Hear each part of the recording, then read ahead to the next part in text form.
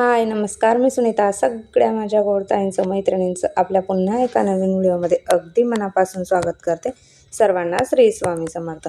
तुमचा सगळ्यांचा आजचा दिवस खूप छान आनंदाचा आणि आरोग्यदायी जावं अशी स्वामींच्या चरणी प्रार्थना करते आणि आजच्या व्हिडिओला सुरुवात करते.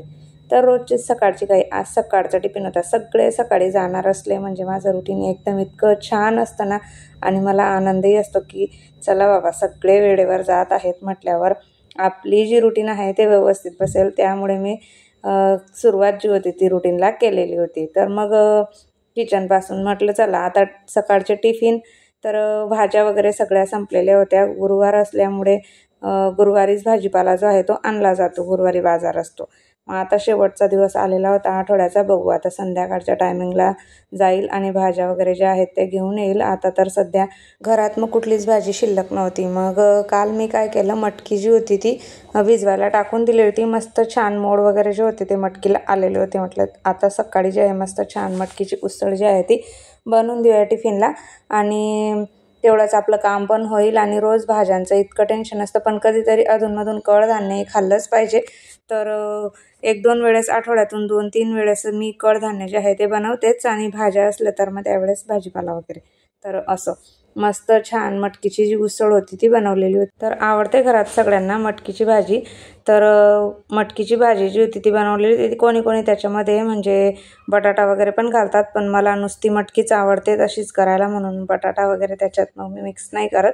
नुसती साधीच आपली कांदा वगैरे घालून लसूण, जिरं, मोहरी, कढीपत्ता वगैरे, लाल तिखट हे सगळं घातलेलं आहे, आणि साधी सिंपल आपली मटकीची उसळ जी होती ती बनवून घेतलेली होती. अगदी 2-3च मिनटं त्याला कुकरमध्ये शिजवून घेते, कारण जास्त शिजवलेली घरात कुणाला आवडत नाही. म्हणून लगेच कुकर उघडलेला होता, कारण भाजी थंड वगैरे होण्यासाठी पण वेळ लागतो, आणि गरम गरम टिफिनमध्ये भरलेलं पण चांगलं नसतं.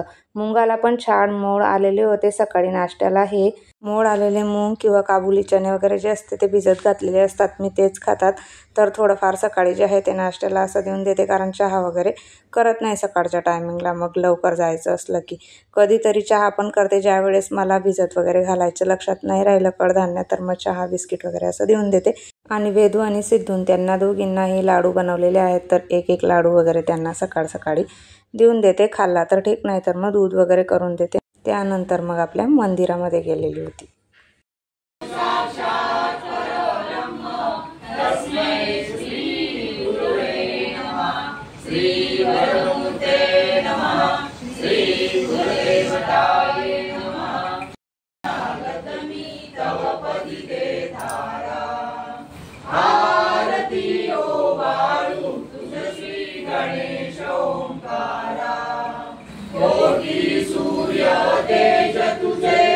आज काय झालं, सकाळी डेली मी सिद्धीचे जे मेसेज वगैरे येतात क्लासमधून किंवा स्कूलमधून मी बघितलं ना, तर मग काही वेळेस तिचं सांगायचं माझं लक्षात नाही राहत, आणि मग तिचं तेवढं मिस होऊन जातं. त्यामुळे ती म्हणे की माझा स्कूलचा मेसेज वगैरे असला ना तो ओपन नको करत जाऊ. बऱ्याच वेळेला तुला आठवण नसली मला काही सांगायची तर मग माझं त्याच्यामध्ये राहून जातं घरीच काही नेण्यासाठी वगैरे स्कूलमध्ये. तर मग मी तिचा क्लासचा जो मेसेज होता तो बघितलेला नव्हता. तिचा जो क्लास होता तो 8 वाजेला होता, आणि घरात सगळे 6:45ला जाणारे होते, वेदू आणि तिचे पप्पा. तर मग मी त्यासाठी तिला पण सकाळी लवकर उठवलं, आणि पण तिला अभ्यास करायचाच होता. तसंही लवकर उठणारच होती ती, पण ती नंतर जाणार होती मग 8 वाजेला. तर मग मी 8 वाजेपर्यंत जे होतं सगळं बाकीचं काही आवरायचं होतं तेवढं आवरलं, कारण हळदीचं लेपन मग करून घेतलं, कारण तिकडनं येईपर्यंत म्हटलं व्यवस्थित सुकून जाईल, पावसामुळे लवकर सुकत नाही. आणि मंदिरात जाऊन आली, मग तिला पण घेऊन गेली. मंदिरात जाऊन दर्शन वगैरे घेतलं, आणि मग तिकडे तिला क्लासला सोडून आली. आणि तिकडनं आल्यावर मग रस्त्यामध्ये स्वामींचा जो मठ आहे लागतो, तर मग चला म्हटलं आज गुरुवार आहे, स्वामींचं दर्शन वगैरे घेऊन या. तर मग मठामध्ये गेली. नाहीसे म्हणजे 8 वाजेची जी आरती होती ती मला सापडली. मग तिकडे आरती वगैरे केली आणि घरी आली. मग त्यानंतर जास्त शूट वगैरे तिकडे केलं नाही, कारण आरती चालू असताना म्हटलं आरतीचा जो लाभ आहे तो घ्यायचा सोडून आपण व्हिडिओ करणं काही योग्य नाही. थोडंसं फक्त तुम्हाला दाखवण्यासाठी तेवढं घेतलं, स्वामींचं दर्शन होईल जेणेकरून म्हणून. आणि मग आरती वगैरे संपल्यावर घरी आली. त्यानंतर मग आपलं भाजी वगैरे जे काही काढायचं वगैरे जे काही किचनमधलं होतं ते अगोदर म्हटलं आवरून घेते. आणि किचन वगैरे धुतल्याशिवाय मला रोज जमतच नाही, कारण आता पावसाची ना बारीक हे पण येतात घरामध्ये. मच्छरी असते, कधी फ्रूट्स वगैरे आणले किंवा काही हिरवा भाजीपाला किंवा थोडं जरी ओलं असलं ना वरती ठेवलेलं, लगेच त्याच्यावरती पावसाळ्याची मच्छरी तयार होते. आणि किचन वगैरे स्वच्छ नसलं तर मग ते जास्त प्रमाणामध्ये किचनमध्ये गोळा होतात. त्यामुळे मग किचन जर व्यवस्थित स्वच्छ नीटनेटकं आवरून कधी ठेवलं तर मग मच्छरी जी आहे ती होत नाही. मी सुरुवातीला किचन सगळा धुवून घेते आणि स्टीलची शेगडी तर मला सर्वात बेस्ट वाटते गॅसची, कारण पटकन धुवून वगैरे त्याला आपण व्यवस्थित आवरू शकतो. म्हणून ही शेगडी माझं बदलायचं मनच होत नाही. गेले 15 वर्ष झाले ही शेगडी आहे, अजूनही तशीच्या तशी आणि मस्त नवी वाटते. त्यामुळे ना दुसरी शेगडी घेऊ अशी वाटतच आहे. मध्ये आलं होतं मनामध्ये की घेऊया, पण मला ना 4 याची घ्यायची आणि ते पण स्टीलमध्येच घ्यायची आहे. पण आणि काचेची बऱ्यापैकी कसं होऊन जातं, धुता वगैरे येत नाही त्याच्यावरती. धुतलं म्हणजे पाणी गेलं की ती लगेच खराब होते किंवा तडा पण जाण्याची शक्यता असते. कसं गॅस वगैरे चालू केला तर मग ती गरम वगैरे होते त्यामुळे. आणि हिचं कसं आहे, पटकन धुतली म्हणजे अगदी स्वच्छ आणि क्लीन होऊन जाते. त्याच्यामुळे मला हीच आवडते. फक्त धुतानाच तेवढी काळजी घ्यावी लागते की आपण बर्नरवरती पाणी गेलं नाही पाहिजे. बर्नरमध्ये पाणी गेलं मग थोडा गॅसचा जो प्रॉब्लेम आहे तो चालू होऊन जातो. म्हणजे ज्यावेळेस आपण गॅस वगैरे लावतो ना तेव्हा कमी जास्त होऊन जातं. मग तर तेवढी काळजी घेतली म्हणजे ओके. तर म्हणून मला हीच शेगडी जी आहे ती आवडते. आणि मस्त छान सगळं किचन जे होतं ते सुरुवातीला आवरून घेतलं आणि मग त्यानंतर कपडे धुवून घेतलेली होती.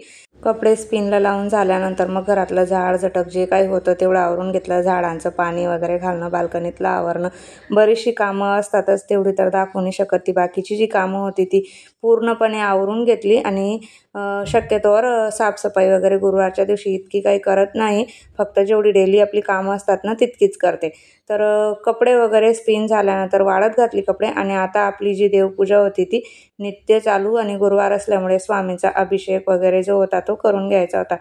मस्त छान स्वामींचा अभिषेक वगैरे झाल्यानंतर सगळ्या देवांना अंघोळ घातली आणि त्यानंतर मग देवांना गंध लावून घेत आहे. गंधाचं तुम्हाला सांगितलेलंच होतं, एका डब्यामध्ये जो गंध असतो तो काढून त्याच्यामध्ये गुलाबजल टाकून ठेवते आणि मस्त देवांना लावते. छान सुगंधित वास येतो देवांचाही. आणि हे भस्म आहे. भस्म माझ्याकडे आधीचंच आहे. एका ताईची कमेंट होती मला की ताई भोलेबाबांना किंवा आपल्या कपाळावरती ही भस्म वगैरे लावत जा, चांगलं असतं असं, जेणेकरून निगेटिव्ह एनर्जी जी आहे ती जात असते. तर मग मागे कालच्या व्हिडिओमध्ये ताईंची कमेंट आली होती की तुम्ही भस्माचा यूज नाही केला, पण तो जो व्हिडिओ होता तो माझा आधी शूट केला गेला होता आणि त्यानंतर ती कमेंट आलेली होती. मग सकाळचा व्हिडिओ होता माझा पूजेचा, तो मंगळवारच्या दिवसाचा. म्हणून मग त्या व्हिडिओमध्ये काही दाखवलं गेलं नाही. म्हटलं चला आज भस्म जे आहे ते आधीचंच आहे, मंदिरात जाते ना त्यामुळे मी भस्माचा वापर जो आहे तो करतेच. महादेवाला भस्म लावलं जातं त्यामुळे मंदिरात भस्म घेऊनच जाते. फक्त एवढं आहे, स्वतःच्या कपाळाला वगैरे काही लावत नव्हती भस्म, फक्त हळदी कुंकू वगैरे आपलं जे असतं ते. तर म्हटलं ठीक आहे, ताईची कमेंट आलेली आहे म्हटल्यावर मग भस्माचा वापर जो होता तो केलेला होता. आणि आमची वेदू रोज मंदिरात जाते ना, तीही सगळं घेऊन जाते. मस्त वरती तुम्हाला जेव्हा पूजा करते ना टेबलवरती छोटासा डब्बा दिसत आहे, जसा मसाल्याचा डब्बा असतो, त्याच्यामध्ये सगळी सामग्री आहे. महादेवाला काय काय वाहिलं जातं ते त्या डब्यामध्ये ती माझ्या आईकडून ती घेऊन आलेली आहे. आणि सगळं संध्याकाळच्या टायमिंगला मंदिरात मस्त निवांत जाते 6 वाजेला आणि महादेवाला जे आहे ते सगळं वाहत असते. तर असो, आजची इतकी छान मस्त अशी पूजा झालेली होती, तुम्हाला दाखवते.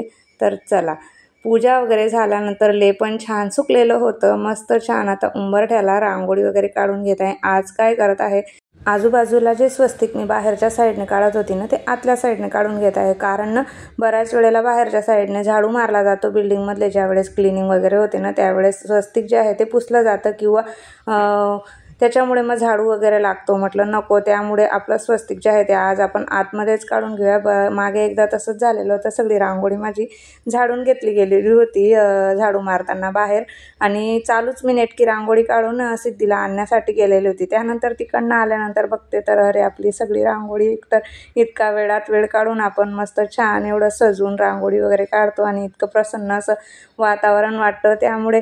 आणि मेहनत करून केलेली वस्तू त्यावेळेस थोडं मनाला वाटतं की अरे माझी रांगोळी पुसली गेली असं, पण मग म्हटलं असू द्या, आतापासून आपण स्वस्तिक जे आहे ते आतल्या साईडने इथंच काढायचं. आणि मस्त पण वाटत होतं, छान ॲडजस्ट झालं. बऱ्याच वेळेला मला व्हिडिओ शूट करतानाही दरवाजा लावून वगैरे करावं लागत होतं बाहेर स्वस्तिक घेतल्यानंतर.